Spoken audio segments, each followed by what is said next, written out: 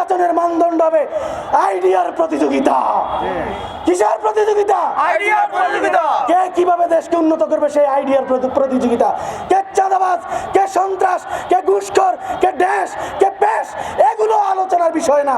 বিষয় হচ্ছে আপনি ক্ষমতায় গেলে ভালো কি কি কাজ করবেন সেগুলো বলে ভোট চাইবেন। আমরা এই কথাগুলো এই জন্যই বলছি।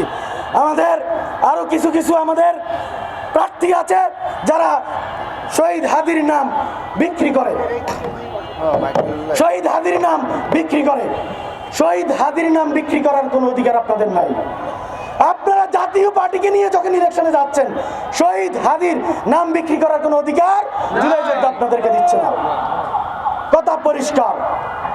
আপনারা হাদির নাম নিয়ে যদি এই জাতীয় পার্টি সহ এক ইলেকশনে ভোট চান, পাড়ায় পাড়ায়, অলিতে গলিতে, ঘরে ঘরে প্রত্যেক জুলাই যোদ্ধাকে আহ্বান জানাচ্ছি সেখানেই প্রতিহত করবেন।